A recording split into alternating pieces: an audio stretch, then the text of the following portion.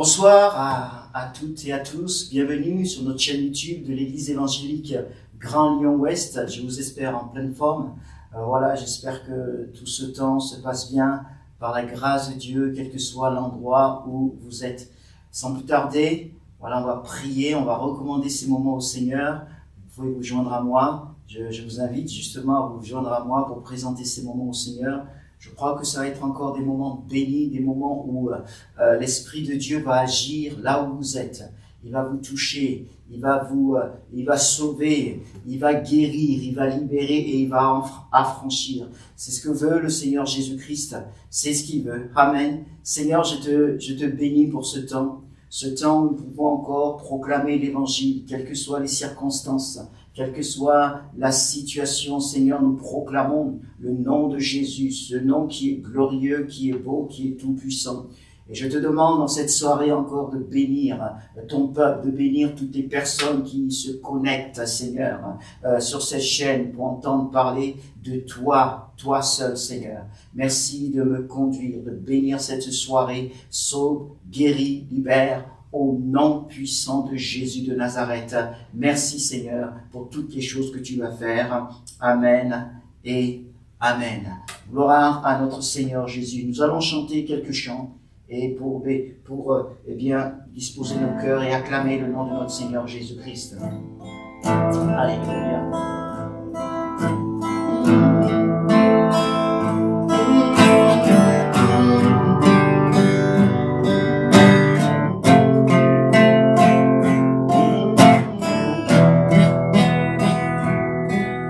Hosanna, Amen, Hosanna, oh Alléluia, Maranatha, gloire à Dieu, chantons tous ensemble, l'amour nous sauve, si merveilleux. Amen, Hosanna. Hosanna, Amen, Hosanna, oh Alléluia, Maranatha. Gloire à Dieu, chantons tous ensemble, l'amour nous sauve, si merveilleux. Ressuscité, ressuscité, ressuscité, ressuscité, ressuscité.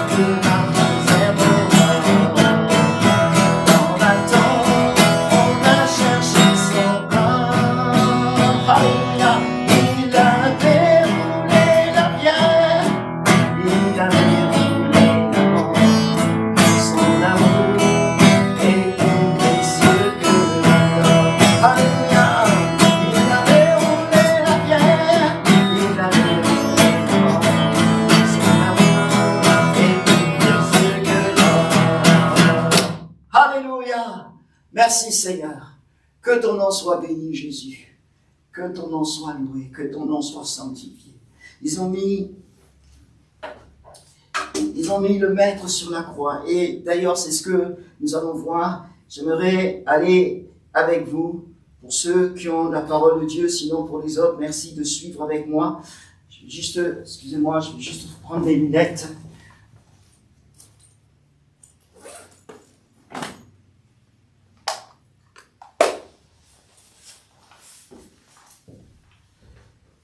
Voilà, j'aimerais aller avec vous dans l'évangile selon Jean, chapitre 19. Jean, chapitre 19. J'aimerais lire à partir du verset 17. L'évangile selon Jean, au chapitre 19, verset 17. La parole de Dieu nous déclare, nous sommes ici, au moment où Jésus fut crucifié, et la parole de Dieu déclare, Jésus portant sa croix, sortit de la ville vers le lieu appelé le crâne, qui se dit en hébreu Golgotha. C'est là qu'ils le crucifièrent et avec lui 2 autres, un de chaque côté et Jésus au milieu. Pilate fit aussi un écriteau qui passa sur la croix. Il était inscrit Jésus de Nazareth, le roi des Juifs. Beaucoup de Juifs lurent cet écriteau parce que l'endroit où Jésus fut crucifié était près de la ville. L'inscription était en hébreu, en latin et en grec. Les principaux sacrificateurs des Juifs dirent à Pilate, « N'écris pas le roi des Juifs, mais il a dit, je suis le roi des Juifs. » Pilate répondit, « Ce que j'ai écrit, je l'ai écrit. » Les soldats, après avoir crucifié Jésus, prirent ses vêtements et ils en firent 4 parts, une part pour chaque soldat. Ils prirent aussi sa tunique qui était sans couture, d'un seul tissu, depuis le haut jusqu'en bas. Ils dirent entre eux, ne la déchirons pas, mais que le sort désigne celui à qui elle sera. C'était afin que s'accomplisse l'écriture. Ils se sont partagés mes vêtements et ils ont tiré au sort ma robe. Voilà ce que firent les soldats. Près de la croix de Jésus se tenaient sa mère et la sœur de sa mère, Marie, femme de Clopas, et Marie-Madeleine. Jésus, voyant sa mère et debout auprès d'elle, le disciple qu'il aimait dit à sa mère, « Femme, voici ton fils. » Puis il dit au disciple, « Voici ta mère. » Et dès cette heure-là, le disciple l'a pris chez lui. Après cela, Jésus, qui savait que déjà tout était achevé, dit afin que l'écriture soit accomplie, « J'ai soif. » Il y avait là un vase plein de vinaigre. On fixa une tige d'hysope, une époche imbibée de vinaigre, et on l'approcha de sa bouche. Quand il prit le vinaigre, Jésus dit, « Tout est accompli. » Puis il baissa la tête et rendit l'esprit. Amen et Amen. Seigneur, merci encore pour ta parole. C'est le message qui libère, c'est le message qui affranchit. Et je crois que ce soir, tu veux le faire, oh mon Dieu. Tu veux encore affranchir, tu veux souffler, et tu vas souffler parce que tu es le Dieu qui accompagne ta parole, Tu es avec ta parole, tu es ta parole. Oh Dieu, j'ai besoin de toi pour annoncer ta parole, afin que tu la confirmes dans les cœurs, afin que tu sauves ce soir, afin que tu guérisses, afin que tu libères, afin que tu affranchisses. Tel est ce que tu sais faire, oh mon Dieu, et je m'attends à toi. Merci pour l'action puissante du Saint-Esprit chez tous mes bien-aimés, Seigneur, et qui sont en train d'écouter, Seigneur, ce message. Je te donne toute la gloire, Jésus. Merci, Seigneur. Amen et Amen. Bien-aimés, nous sommes ici à la croix et nous l'avons chanté. Ils ont mis le Maître sur la croix. Nous sommes ici à la croix, nous sommes aussi aux derniers instants de Jésus, sur la terre, aux derniers instants de sa vie sur la terre. Et après avoir accusé Jésus, après lui avoir donné un faux témoignage, après l'avoir flagellé, après l'avoir craché dessus, après lui avoir mis une couronne d'épines sur sa tête, ils ont mis le Maître sur la croix, celui par qui tout existe. Ils ont mis le Roi des Rois sur la croix. Et ce soir, j'aimerais vous parler de ce thème, le triomphe à la croix, le triomphe de Jésus à la croix. J'aimerais vous parler de ce tout est accompli par Jésus à la croix. Oui, parce qu'à la croix, il y a eu un triomphe. Mais avant de parler de cela, j'aimerais vous dire quelques mots sur la croix. Et pour certains, notamment pour les intellectuels, la croix est une disgrâce, que c'est n'importe quoi, car disent-ils, celui qui n'a pu se sauver lui-même en se laissant crucifier, comment peut-il sauver les autres? D'ailleurs, c'est ce que les principaux sacrificateurs et les scribes ont dit à Jésus au pied de la croix, en se moquant de lui. Ils vont lui dire, mais il a sauvé les autres, il ne peut se sauver lui-même. Il est roi d'Israël, qui descend de la croix, et nous croirons en lui. Nietzsche, ce fameux philosophe, dira dans un esprit de moquerie, en disant le Dieu sur la croix, le Dieu sur la croix. Il le disait par dérision, il le disait par moquerie. Mais nous croyons, en tant que chrétiens, nous croyons que la croix est au centre de notre foi, tout simplement parce que pour Jésus, la croix était le but de sa venue. Il est venu pour mourir à la croix. Il est venu pour donner sa vie en rançon pour le monde entier. La croix, c'est l'amour de Dieu pour toi. C'est l'amour de Dieu pour l'humanité. Bien sûr, je ne vais pas m'arrêter sur un morceau de bois. Non. Quand nous parlons de la croix, quand nous disons la croix, nous parlons de l'œuvre accomplie par Jésus-Christ à la croix du Calvaire. Christ est mort pour les autres. Il est mort, il s'est pleinement donné et c'est cela son œuvre. Et tout est là. Tout découle de là. La crucifixion, bien-aimé, était un supplice terrible,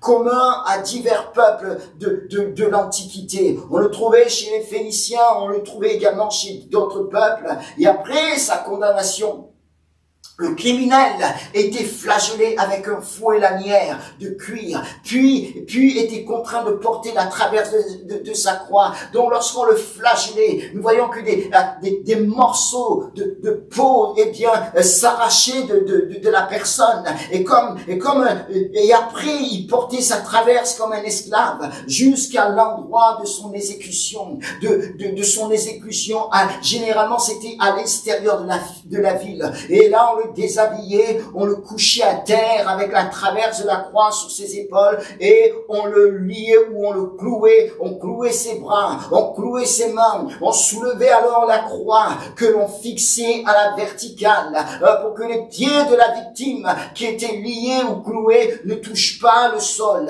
Et la plus grande partie du corps était soutenue par un piquet saillant sur lequel la victime reposait. On laissait alors le crucifié mourir d'épuisement, d'asphyxie. Et quelquefois, on actait sa mort en brisant les pieds, ce qu'on ne fit pas dans le cas de notre Seigneur Jésus. Et cette mort était cruelle, c'était une mort dégradante, c'était une mort très pénible. La croix était un instrument de supplice, elle était réservée à des criminels, c'était une sorte de honte que d'être crucifié. C'était un châtiment le plus cruel, le plus méprisable de l'Antiquité, et bien sûr, complètement incompatible avec les droits de l'homme. Mais j'aimerais vous parler du triomphe à la croix ce soir, quand Jésus, lui, pas n'importe qui, mais Jésus, lui, parce que beaucoup de personnes ont été crucifiées à la croix avant Jésus, et même pendant que on crucifiait Jésus-Christ,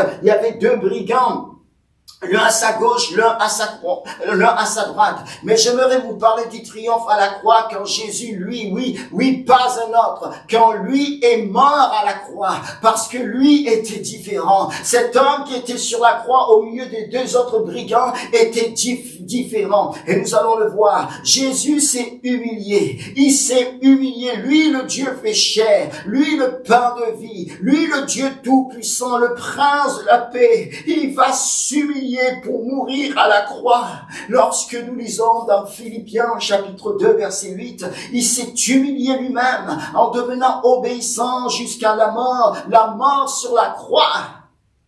Mais c'est le Seigneur Sauveur, c'est le libérateur qui était là. À la croix, Jésus va boire ce vinaigre. Il est dit dans la parole de Dieu, dans Jean chapitre 19, verset 30, quand il eut pris le vinaigre, Jésus dit, tout est accompli, puis il baissa la tête et rendit l'esprit. Tout est accompli, tout est accompli. Oui, sur cette croix, Jésus va prendre ce vinaigre. Il a terriblement souffert. Il n'a pas accepté le breuvage, un vin enivrant mêlé de myrrhe qu'on voulait lui donner pour l'étourdir, pour ne pas qu'il ressente trop sa terrible douleur. Mais il a refusé ce breuvage. Il n'a pas accepté d'amoindrir sa douleur, mais il va accepter de boire le vinaigre. Et dans ce vinaigre, il y a tout un message. Dans ce liquide qui est le vinaigre, il y a tout un message. Le vinaigre est amer. Le vinaigre est acide. Le vinaigre est aigre. Le vinaigre s'obtient par la fermentation du vin. Et parfois, dans la parole de Dieu, le vin est symbole de joie. Le vin est symbole d'une vie agréable. Mais sur cette croix, Jésus, en buvant ce vinaigre, va prendre tout ce qui a fermenté dans ta vie. Parce que le vinaigre vient de la fermentation du vin. Et Jésus, en buvant ce vinaigre à la croix, prend tout ce qui a fermenté dans ta vie. Il prend tout ce qui est aigre de ta vie. Il prend tout ce qui a été gâché. Il prend tout ce qui a été gâté. Il prend ton acidité, tout ce qui est acide en toi. Il prend ton amertume, tout ce qui est amer. Il va prendre, oui, votre amertume. Il prend vos malheurs, il prend tes malheurs, tout ce qui t'a fait mal, tout ce qui a brisé ton cœur, oui, tout ce qui vous a éloigné de lui, de ton Créateur, parce qu'il est ton Créateur. Et c'est ce péché qui t'a éloigné de lui, ce péché qui est une rébellion, une désobéissance à Dieu. Nous avons voulu vivre notre vie sans lui, sans sa présence, sans la présence de notre Créateur. Et sur cette croix, il prend cette chose qui nous a éloignés de lui. Il prend nos péchés, tes péchés et mes péchés. Il prend toute notre misère. Il va voir sur cette croix une identification à la croix. Il prend notre place. Parce qu'en réalité, c'était toi et moi aussi. Nous aurions dû être à sa place sur cette croix. Mais j'ai une question à te poser. Crucifie-t-on quelqu'un qui fait du bien? Il n'était pas comme les autres brigands qui étaient l'un à sa gauche, l'autre à sa droite. Eux, c'était des véritables brigands comme nous tous. Nous sommes des brigands. Nous sommes des brigands à cause du péché, à cause de notre péché. On a beau avoir eu une bonne moralité, une bonne éducation. Nous avons tous transgressé la loi divine, la loi de Dieu.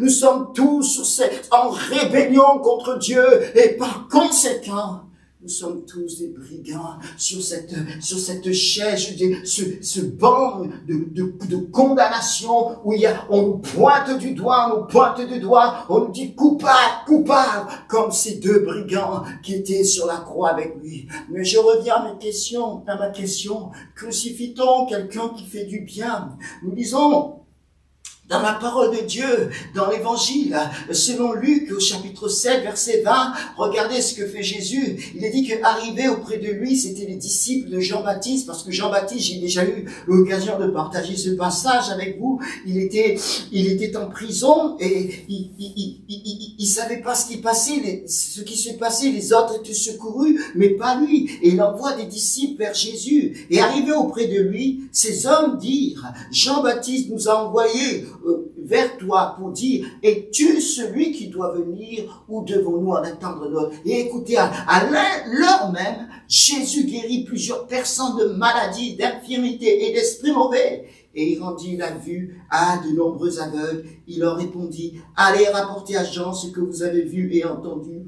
Les aveugles recouvrent la vue, les boiteux marchent, les lépreux sont purifiés, et les sourds entendent, les morts ressuscitent. La bonne nouvelle est annoncée aux pauvres. Alléluia, gloire à Dieu. C'est ce que faisait Jésus. Et tout à l'heure, je vous donnerai quelques autres exemples. C'est ce que faisait Jésus. La Bible nous dit qu'il allait de lieu en lieu. Il allait de lieu en lieu. Pour faire quoi? Est-ce que pour voler, pour tuer? Non, non, non. Lui ne vole pas, lui ne tue pas. C'est le diable qui fait ça, qui vient voler, tuer, comme il le dit dans sa parole. Le diable ne vient que voler, tuer, égorgé, mais lui, Jésus, il est venu afin que ses brebis aient la vie et la vie éternelle. Il est venu donner la vie éternelle. Donc Jésus-Christ faisait le bien autour de lui. Il guérissait les malades, il libérait, il affranchissait. Et là, il se trouve à la croix. Oui, crucifie-t-on un homme qui fait le bien?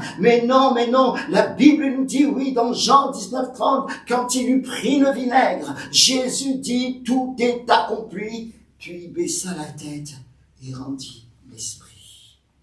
Il baissa la tête, il rendit l'esprit, tout est accompli. Et là, un cri va sortir de son cœur.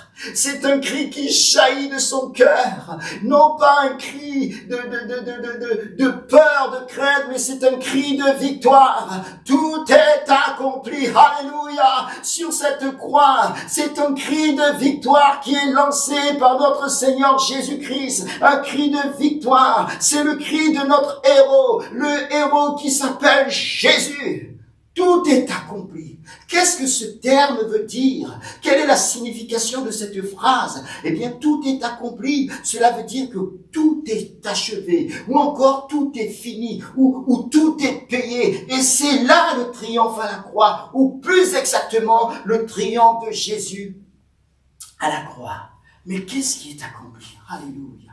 Qu'est-ce qui est accompli? Et c'est là que, c'est ce que nous allons voir maintenant. Eh bien, j'aimerais vous dire que la guérison a été accomplie à la croix.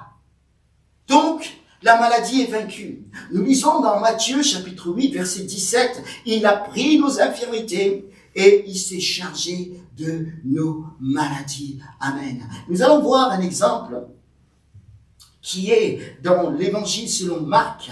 Marc, chapitre 3, verset 1.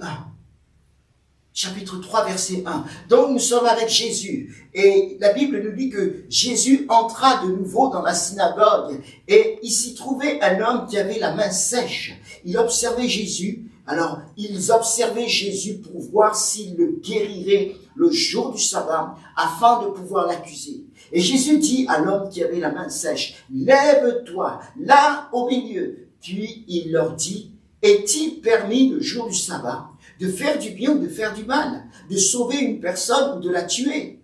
Mais il gardait le silence. Alors, promenant ses regards sur eux avec colère et en même temps navré de l'endurcissement de leur cœur, il dit à l'homme, « Étends ta main. » Il étendit la main et sa main devint saine. Les pharisiens sortirent et se consultèrent aussitôt avec les Hérodiens sur le moyen de le faire périr. Nous sommes ici dans une synagogue. Jésus vient dans une synagogue avec ses disciples. Il avait l'habitude de rentrer dans les synagogues pour enseigner. Et là, rentrant dans cette synagogue, le jour du sabbat, c'était le jour de repos des Juifs, il voit un homme qui est malade, un homme qui a la main sèche. Et la Bible nous dit que tous le regardaient pour savoir ce qu'il va faire. Et parmi ces tous-là, il y avait des pharisiens qui étaient toujours en train de critiquer de Jésus, qui étaient toujours en train de se moquer de Jésus-Christ. Et Jésus, lui, vient.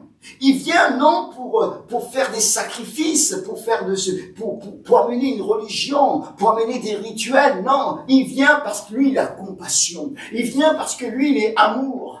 Et voyant cet homme qui avait la main sèche, qui avait une handicap dans sa vie, Jésus va lui dire d'étendre sa main.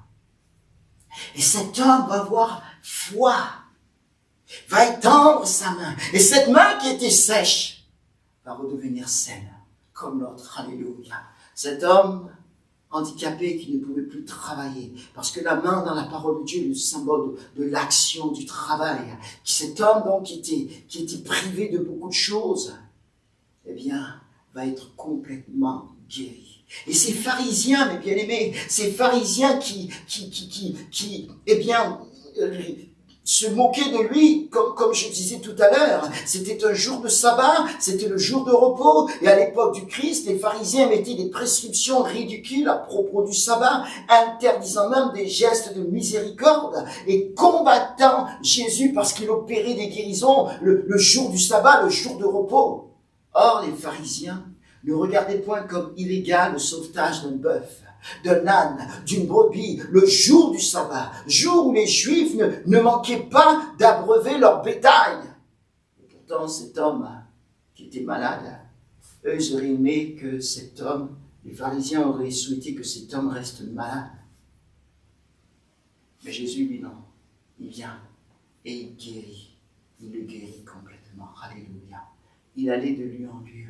Il est le médecin de l'âme, le médecin de l'esprit et le médecin du corps. Tous venaient à lui pour être guéris, comme cet autre exemple dans l'évangile selon Matthieu au chapitre 15 et le verset 29, chapitre 15, verset 29 à 31, où la Bible nous dit, Jésus quitta ces lieux et longea les rives de la mer de Galilée, il monta sur la montagne et là il s'assit. Alors de grandes foules s'approchèrent de lui avec des boiteux, des aveugles, des sourds-muets, des estropiés, beaucoup d'autres malades. On les déposa à ses pieds et il les guérit. Aussi la foule était-elle en admiration en voyant les sourds-muets parler, les estropiés trouver la santé, les boiteux marcher, les aveugles voir, et elle glorifiait le Dieu d'Israël. Amen. C'est ce que faisait Jésus-Christ. Il guérissait les gens, il allait de lieu en lieu. Non seulement il guérissait, mais il libérait, il est le médecin de l'âme, du corps. Dieu n'a jamais voulu que l'homme soit malade. Ce n'est pas ainsi qu'il a créé l'humanité. Oui, je disais tout à l'heure que non seulement il guérissait, mais il ressuscitait les morts. Un jour, ce père de famille, Jairus, vient vers Jésus. Il se prosterne à ses pieds parce que sa fille était à toute extrémité. Et Jésus dit, j'irai. Et entre-temps, il s'arrête pour guérir une femme qui était atteinte d'une perte de sang. Et entre-temps, la fille, elle meurt. Mais Jésus va chez Jairus et va ressusciter la fille. Alléluia. C'est ce que faisait Jésus. Il ne faisait aucun mal, mais autour de lui, il faisait le bien. Il faisait le bien. Qu'est-ce qui est accompli? La défaite de la maladie a été accomplie à la croix. Quoi d'autre? Eh bien, il y a eu la défaite du diable qui a été accomplie également à la croix. J'aimerais te dire que dans le monde spirituel, il y a un combat terrible entre le Seigneur Jésus et Satan, le diable. Un combat pour toi, à cause de toi, le combat de ton âme, parce que les deux entités veulent ton âme. L'un le veut pour sa destruction, c'est Satan le diable, mais l'autre, notre Seigneur Jésus, le Dieu Tout-Puissant, le veut pour que cette âme soit au paradis avec lui, pour que cette âme soit rachetée, pour que cette âme soit libérée, pour que cette âme soit affranchie. Et un combat terrible qui se livre dans les lieux spirituels. Mais c'est un combat qui a déjà été vaincu par notre Seigneur Jésus-Christ.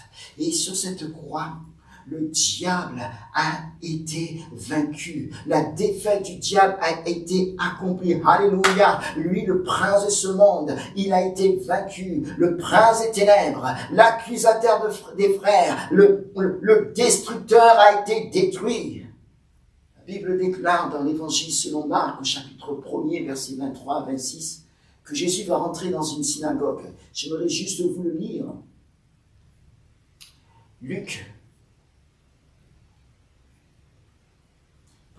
Marc.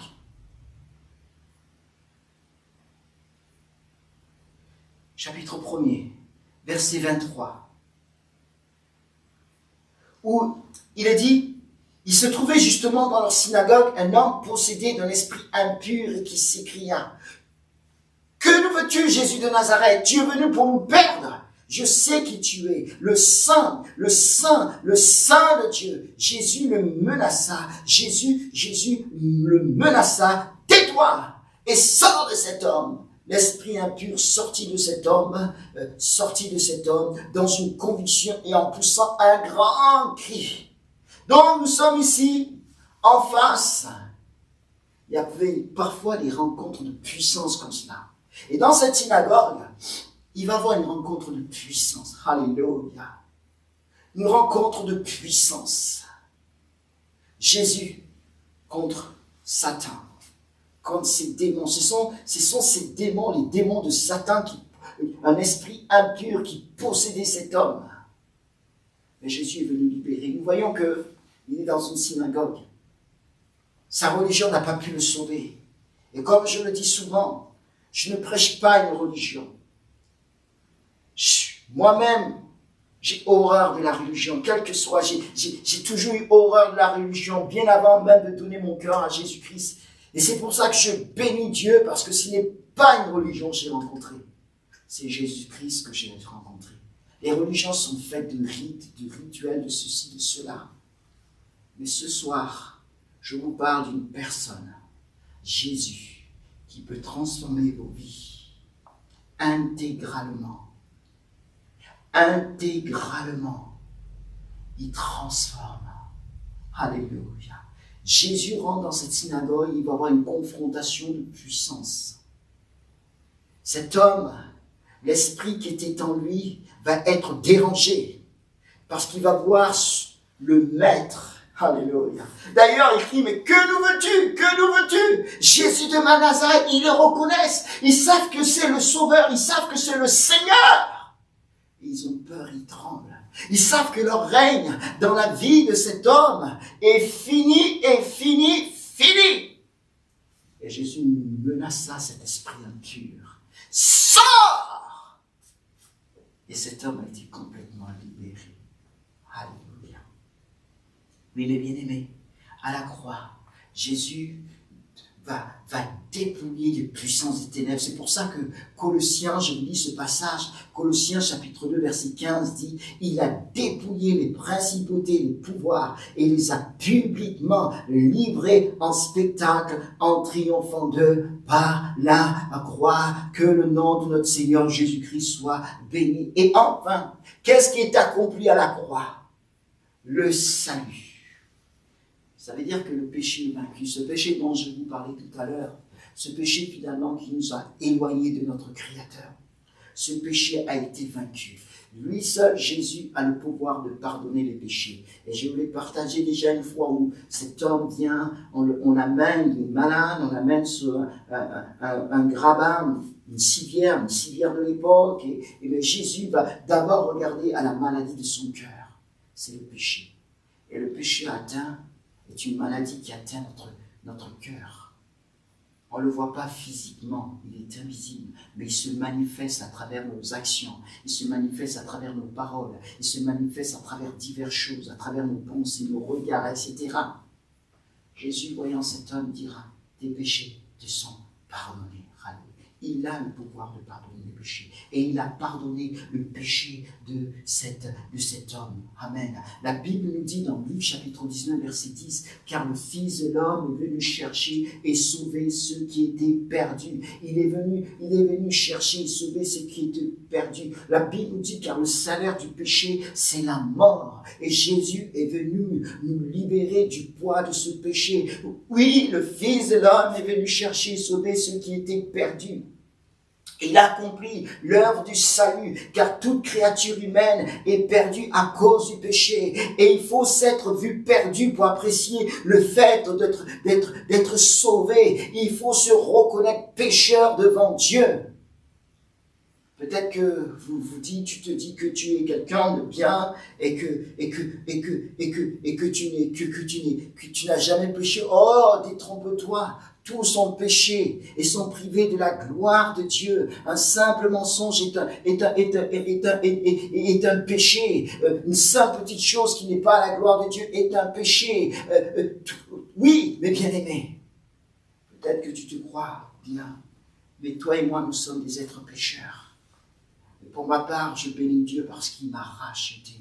Jésus m'a racheté. Et je vais vous dire comment il l'a fait. Alléluia. À la croix. Eh bien, le Seigneur a pris nos péchés. Il est dit qu'il n'y a pas de distinction. Tous sont péchés et sont privés de la gloire de Dieu. À la croix, le péché a été vaincu par Jésus. À la croix, le péché a été écrasé par Jésus. Jésus a accompli l'acte de justification, car il était impossible à l'homme de se sauver lui-même. Nous ne pouvions pas nous sauver, nous ne pouvions pas être justes devant Dieu, mais Jésus va accomplir cet acte de justification par la foi seule en son nom. Son sang nous lave, son sang nous purifie de tout péché, et il a satisfait la justice de Dieu. Tout est accompli. Alléluia. Sur cette croix, c'est un juste qui meurt, quelqu'un de juste, quelqu'un qui est sans péché. Oh, il n'était pas comme les autres brigands qui étaient l'un à sa gauche et l'autre à sa droite. Il n'était pas comme toi et moi. Nous sommes pécheurs, mais sur cette croix, c'est un juste qui meurt, le juste Jésus, mais qui s'est fait pécher, c'est-à-dire, il prend le péché du monde entier. Il prend les péchés des deux brigands qui étaient sur lui. D'ailleurs, on a libéré un brigand à sa place. On a libéré Barabbas. Et il y a tout un symbole. Jésus prenant notre place. Barabbas méritait la condamnation, méritait d'être crucifié. Comme toi et moi, nous méritions la mort, nous méritions également la crucifixion. Mais Jésus prend la place de Barabbas. Et ce symbole, c'est que Jésus prend la place de tous les pécheurs du monde entier. Jésus se fait pécher en prenant le péché du monde entier. Et en prenant ce vinaigre, il boit notre péché. Et après avoir bu notre péché, après avoir pris notre misère, toute la condamnation qui était sur nous, il dira, tout est accompli. C'est pour toi qui s'est laissé crucifier et pour moi. C'est pour toi qui s'est laissé flageller. C'est pour toi qu'on a mis une couronne d'épines sur sa tête et ensuite, après, on frappait avec les roseaux pour que les épines s'enfoncent sur son crâne. C'est pour toi qu'on lui a craché dessus. Lui, le juste, le parfait, on lui crache dessus comme si c'était un malpropre. C'est pour toi et c'est à cause de toi et c'est à cause de moi. Mais quel amour, il se laisse faire, parce qu'il fallait justement qu'il aille sur ce bois, qu'il aille à la croix pour nous sauver, pour nous justifier. Il s'est laissé sacrifier. Oui, mes bien-aimés, il y a un pouvoir, il y a une puissance à la croix. Le salut est offert à tous. Le ciel vous est ouvert. Alléluia. Colossiens chapitre 2, verset 14 nous dit: il a effacé l'acte rédigé contre nous et dont les dispositions nous étaient contraires. Il a supprimé en le clouant à la croix. C'est la rédemption. Il a pris nos dettes. Il efface nos péchés. Il paye notre dette à la croix. Il paye notre dette et il gomme notre misère. Que le nom de notre Seigneur Jésus-Christ soit béni. Mais alors, que faut-il faire?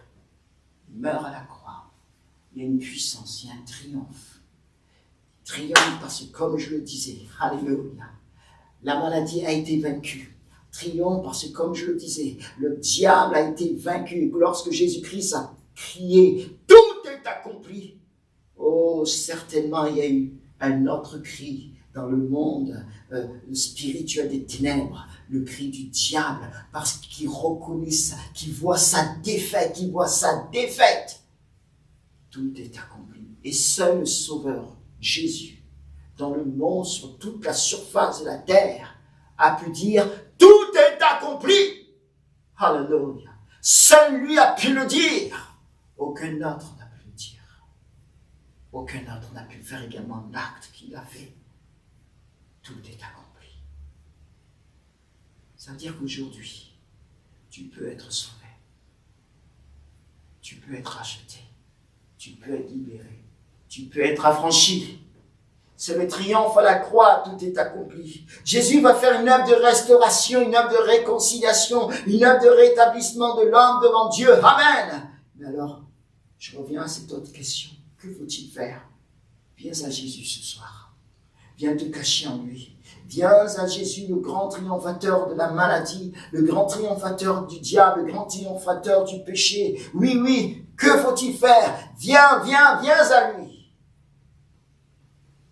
Et repens-toi. Demande-lui pardon pour tes péchés. Un jour, j'ai eu à le faire, il y a quelques années, dans une toute petite pièce, dans une chambre étudiante. J'ai eu à le faire. J'ai accepté Jésus comme Sauveur et Seigneur. Je lui ai demandé de pardonner mes péchés. Et le Seigneur l'a fait.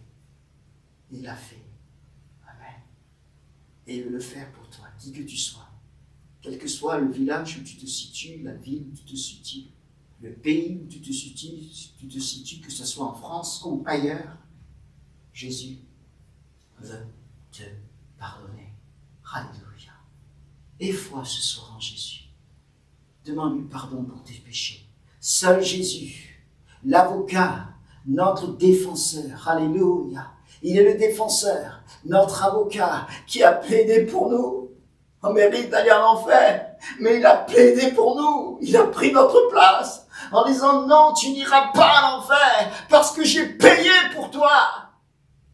Il est notre défenseur, il est l'intercesseur, il est le saint, il est le juste, il est le rédempteur, il est le fidèle, il est la vérité, il est le chemin, il est la résurrection et la vie, il est le bon berger, il est la lumière du monde, le souverain sacrificateur qui pourra te sauver et pourra te garder jusqu'au jour de son avènement parce que Christ meurt à la croix, il ressuscite le 3e jour et la Bible nous dit qu'il revient bientôt nous chercher. Parce que 40 jours après sa résurrection, il part dans la gloire. Mais il a dit, je reviendrai. Nul ne sait quand. On ne sait pas l'heure.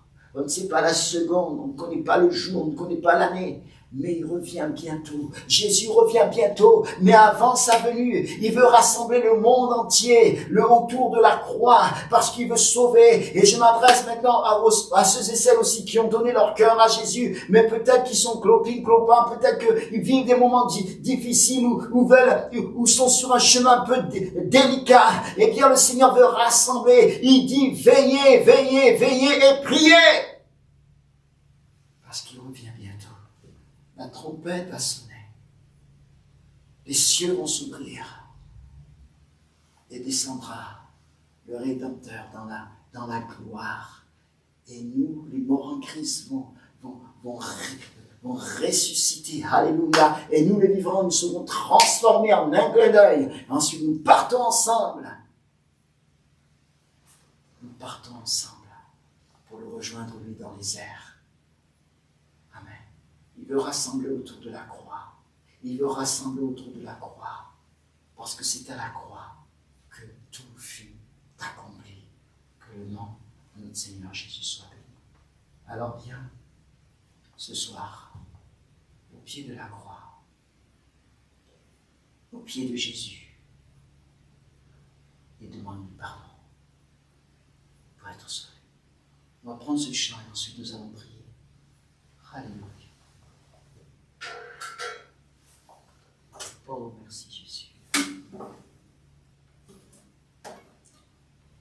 Ce chant nous dit, à la croix je me prosterne, où ton sang coula pour moi. Son sang a coulé pour que le péché du monde entier soit effacé. Est-ce que tu désires que ton péché à toi soit effacé?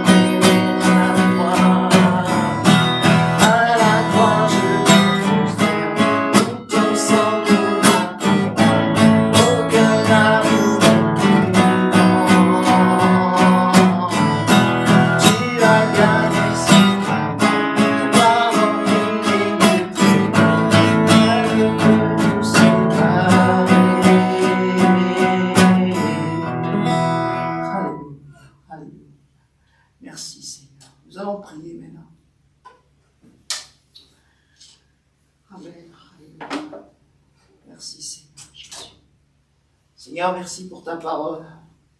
Oh, merci pour ta parole. Ta parole, elle est extraordinaire, elle est merveilleuse. Oh oui, l'évangile a une puissance de Dieu pour le salut de quiconque croit. Et cet évangile a été prêché encore, Seigneur, ce soir sur les réseaux. Oh Dieu, je prie pour que, plaf, cela produise du fruit, Seigneur. Que cela produise du fruit dans les cœurs.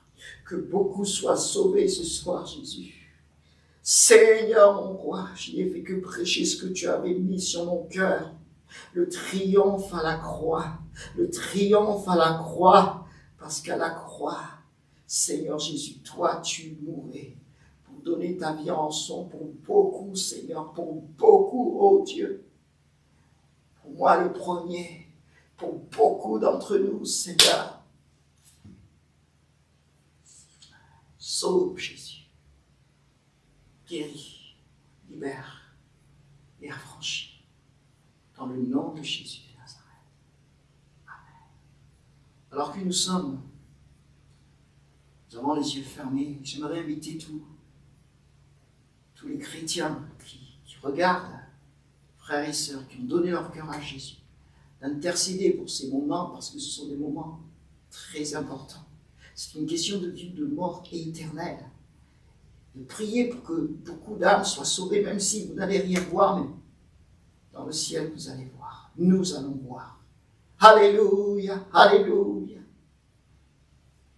S'il y en a qui veulent donner leur cœur à Jésus ce soir, quel que soit l'endroit où vous êtes, mais vous savez que Jésus, tu sais que Jésus t'a parlé, et je sais qu'il a parlé, il a parlé à ton cœur, là où tu es. Lève simplement la main pour dire, je veux donner mon cœur à Jésus. Je ne te vois pas, et personne d'autre te voit, si ce n'est Jésus-Christ. Peut-être que tu es seul. Bien sûr, si il y a d'autres personnes avec toi, il y en a qui te voient. Mais le plus important, c'est que Jésus lui te voie. Lève la main, et j'aimerais prier. Alors, maintenant, fais cette prière qu'on appelle la prière de repentance. Répète-la après moi, c'est juste pour t'aider. Mais ne fais pas une répétition comme on récite, une récitation. Non. Mais répète-la de tout ton cœur. C'est juste pour t'aider. Répète, fais cette prière après moi. Seigneur Jésus, merci pour la croix.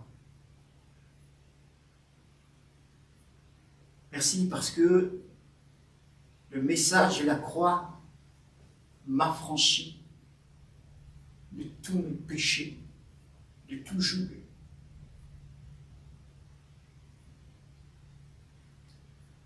Me libère des puissances des ténèbres. Le message de la croix me libère de la maladie. Merci Seigneur parce qu'il y a un triomphe à la croix. Et ce soir, je reconnais ma misère. Mais je reconnais également ton amour qui a pris ma misère à la croix. Oh mon Seigneur Jésus, pardonne mes péchés. Pardonne mes péchés ce soir, Jésus. Reçois-moi comme ton enfant. Je te donne mon cœur. Que ton précieux sang me lave. Je dis non au péché. Et je dis oui à Jésus. Je te reçois, mon Seigneur, ce soir. Et Dieu devient mon Père céleste. Au nom de Jésus-Christ. Amen. Je vais maintenant prier pour toi. Ne répète pas cette prière. Je vais prier pour toi. Mon précieux Jésus, alléluia. Vois ces cœurs devant toi. Ces cœurs qui se tournent. Seigneur, pardonne leurs péchés. Pardonne, s'il te plaît. Comme tu l'as fait pour moi et pour beaucoup, Seigneur. Sauve. Que ta paix maintenant descende dans le cœur de ces bien-aimés. Au nom de Jésus de Nazareth. Amen. Gloire à Dieu. Voilà, si tu as fait cette prière de tout ton cœur, tu es sauvé. Le salut, c'est aussi simple que cela. Parce qu'en réalité, c'est Jésus-Christ qui accomplit la part, la plus grande part. Nous n'avons qu'à venir demander pardon, parce que lui, il a tout accompli. C'est vraiment pas une religion, mais c'est une relation personnelle avec le Créateur, Jésus. Amen. Si tu as fait cette prière de tout ton cœur, tu es sauvé. Chaque jour, eh bien, lis la parole de Dieu, les évangiles. Les évangiles du Nouveau Testament. Commence par Matthieu. Si tu ne l'as pas, bien, n'hésite pas à nous contacter. Il y a des liens en bas. Clique. Et lis cette parole et aussi prie. La prière, c'est parler à Dieu. Sans rituel. C'est comme on parle à une amie, sauf que là, on s'adresse à Dieu. On dit les choses qu'il y a sur son cœur. D'accord ? Chaque jour, fais ces choses-là. Écoute la parole de Dieu aussi. Si tu es dans le coin, n'hésite pas à venir dans cette assemblée. Amen. En tout cas, que Dieu vous bénisse abondamment. Que Dieu te bénisse. J'aimerais maintenant prier pour tous ceux et celles qui sont malades. J'ai parlé du triomphe à la croix. Et à la croix, la maladie a été vaincue. Mais moi, j'étais guéri. Amen. Alléluia. Dieu nous a permis d'avoir de beaux enfants. Vous ne pouvez pas en avoir. Mais le miracle de notre Seigneur a eu lieu. Et je l'ai vu guérir partout. Et le faire encore. Alors, si vous êtes malade, mais j'aimerais vraiment prier pour vous simplement. Quelle que soit la maladie, je prends autorité dans le nom de Jésus-Christ. Seigneur, tu t'es chargé de leur maladie à la croix. Seigneur, tu t'es chargé de leur maladie à la croix. Tu t'es chargé de leur maladie à la croix. C'est pourquoi en ton nom, je prends autorité dans le nom de Jésus sur toute forme de maladie. Et au nom de Jésus, je commande à ces maladies, à ces maux, de quitter les corps, que ce soit des maux qui sont liés à l'esprit, que ce soit des maux qui sont attachés à l'âme, que ce soit des maux qui sont attachés au corps. Au nom de Jésus, je vous commande, sortez! Seigneur, merci. Tu apportes total rétablissement, guérison. Tu es divin médecin. Merci Seigneur. Au nom de Jésus, qui reçoit leur guérison par la foi. Merci Papa. Amen. Amen. Recevez votre guérison en Jésus-Christ. Croyez, croyez, croyez. Amen. Et n'hésitez pas à venir rendre témoignage de l'œuvre de Jésus-Christ dans vos corps, dans vos âmes et dans votre esprit. Qui vous bénisse abondamment. Alléluia. Merci Seigneur pour ton amour, pour les choses que tu viens de faire, pour l'évangile, pour la prédication de l'évangile, pour les cœurs que tu as touchés. Merci également de bénir ton peuple partout dans le monde entier, Seigneur. Que ton nom soit sanctifié. Merci pour les guérisons que tu as opérées. Je te donne toute la gloire, mon Jésus. Amen.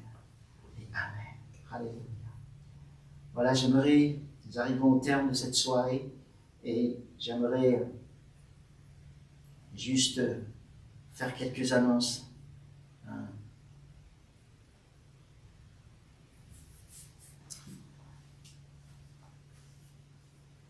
Voilà, tout d'abord, je m'adresse aux personnes qui sont de l'Assemblée. Vous savez qu'on commence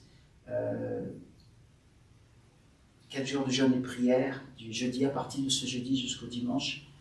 Vous avez reçu toutes les informations, les horaires des réunions, du jeudi au vendredi. Alors ce sera 12h30, 13h30 ici en présentiel. Et le soir, comme il y a le couvre-feu à 18h, on se réunira sur Zoom sur les 2 assemblées, Oulin et Grézieux. Le samedi, on se retrouve ici à midi, de midi à 13 h en présentiel, et le dimanche après le culte également, ce sera en présentiel et sur Zoom. À Grézieux, ils vont se retrouver le samedi de midi à 13 h en présentiel, puis le dimanche après le culte également, ça va continuer en présentiel. Voilà, j'ai déjà eu à enseigner sur le jeûne et prière. Soyez sages, vous connaissez votre corps. Voilà, donc soyez prudents dans tout cela. L'important, c'est se tenir devant le Seigneur et crier à lui. On veut vraiment lui présenter toute cette année afin qu'il nous dirige. J'ai soif de voir la gloire de Jésus dans nos vies, dans nos villages, dans nos vies individuelles, dans la vie de ceux et celles qui ne connaissent pas le Seigneur Jésus, sur notre nation de France et dans le monde. Vraiment qu'il y ait l'effusion du Saint-Esprit, qu'il y ait ce temps de réveil et que sa volonté se fasse en cette année 2021. D'accord? Amen. Donc on se retrouve jeudi pour ce temps de mise à part pour rechercher notre Seigneur. Réunion de jeunesse samedi 23 à 18 h, ce sera par Zoom. Le thème c'est comment étudier la parole de Dieu. Voilà, donc je vous dis à bientôt. Prenez soin de vous, restez prudents. Pour les nouvelles personnes qui nous rejoignent, n'hésitez pas à nous contacter à travers notre page Facebook ou notre email en cliquant sur les liens en bas. Voilà, en tout cas que Dieu vous bénisse. Shalom, shalom. À bientôt.